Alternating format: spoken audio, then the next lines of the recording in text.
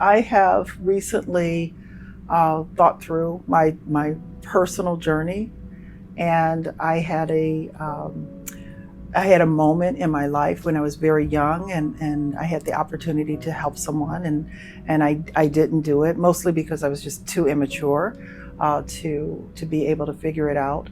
But that really led me to be dedicated to taking care of people. When I'm older, I want to be a lawyer when I grow up. No kidding. And a nurse. All right, there you go. Say bye. Bye.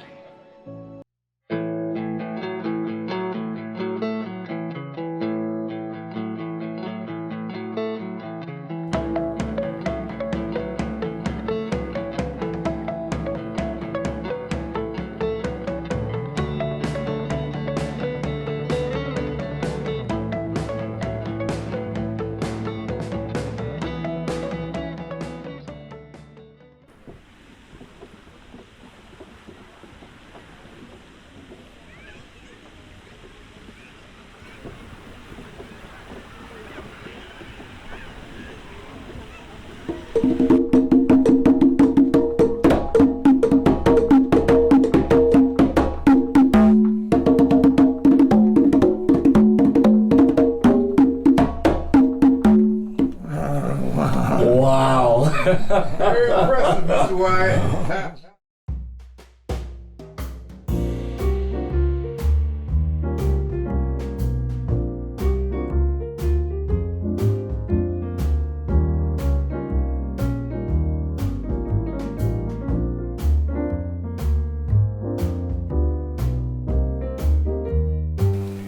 Now, I worked at Empire Plow, but every morning I would get up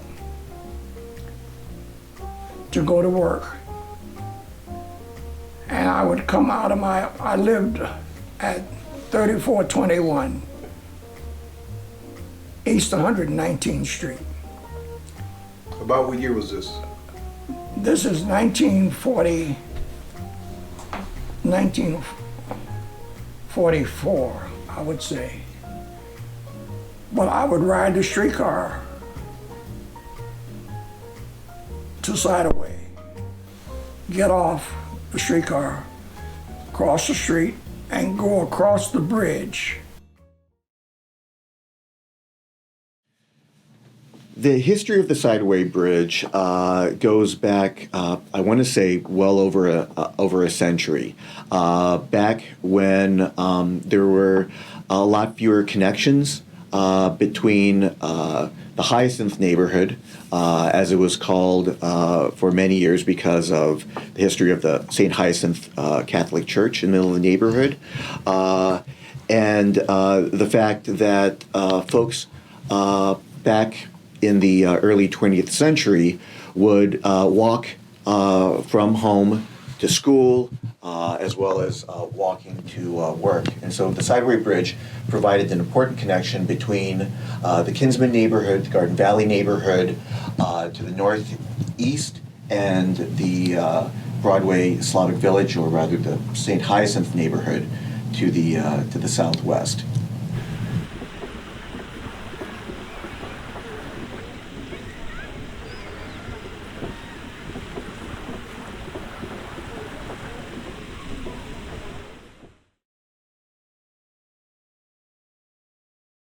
If folks don't know about the history of Cleveland's neighborhoods, as time progressed, the Kinsman neighborhood on the north side of the bridge became more and more African American, and the Slavic Village neighborhood on the south side of the bridge was historically Eastern European white folks. And so as racial tensions grew, the bridge was seen as a way that Black people were entering into white spaces, quote unquote.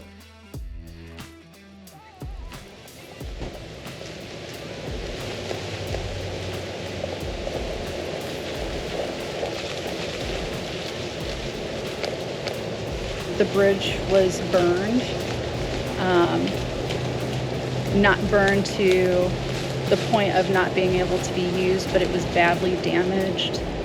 And instead of the city repairing the bridge, they decided to close it, and the bridge was closed for over 50 years. The city of Cleveland and Cleveland Public Schools had colluded in school segregation and used this bridge as an example of that collusion.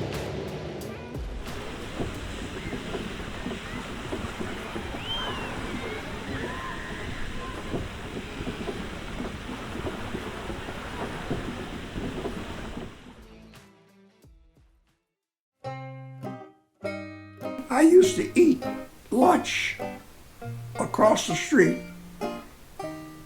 from the shop. And they would have different Polish meals, soups and different types of food that was primarily prepared for Polish-speaking people. And I learned to speak some Polish. Well, food is medicine, so that's the benefit of having fresh crops and food available to the community. You know, just being a part of nature in the city can bring about peace and calmness, reduce stress, create or increase mindfulness. All those are tools that can be used to lead to better health outcomes. So there's so many benefits for that. But food is medicine.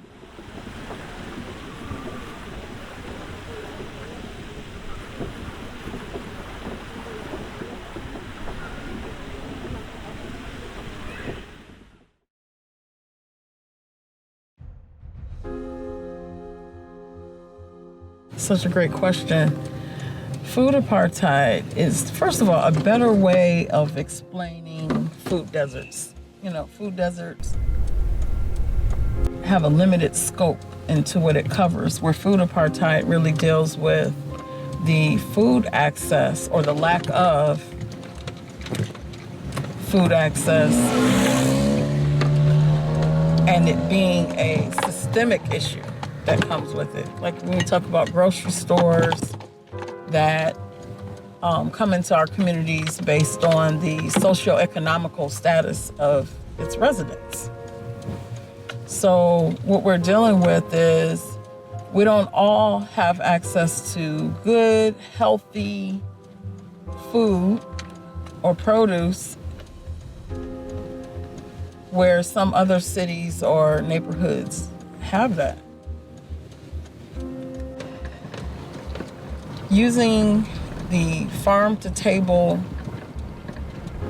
moment to learn about food as medicine is essential for all of us, no matter what your preferences are, because you pay now or you pay later.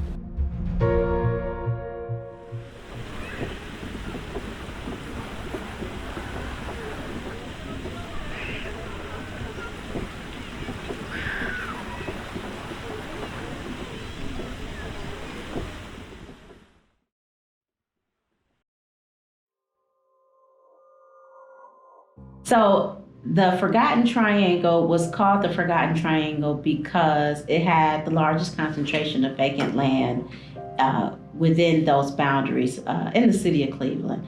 And a lot of the vacancy was created through disinvestment, but there was a catalytic event that happened in the triangle that really catapulted the disinvestment, and there was a fire. And they couldn't get the fire out because the poor infrastructure.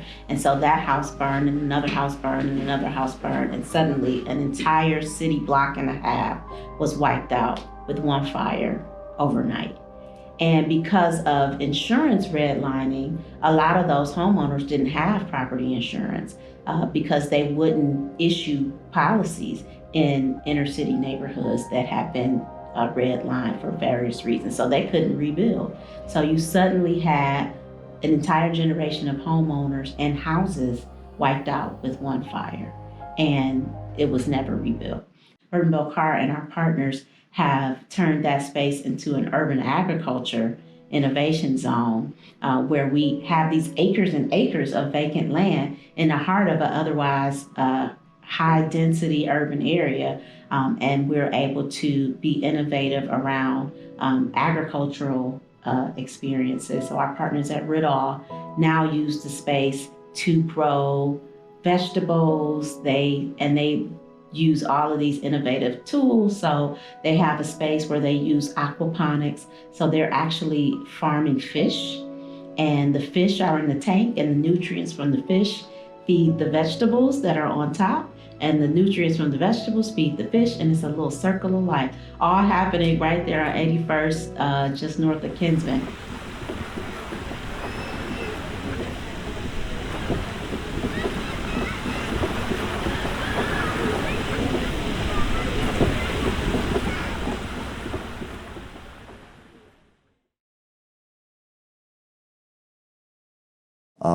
If you look in my world, which is medical education, we are really starting to focus on climate change and the health effects and trying to educate our students. So we have incorporated into our medical school curriculum components of climate change and the health effects so that all of our students now are exposed and learning about that, so they can really take that to the bedside or into the clinic or the hospital when they're working with patients and be much more aware of this.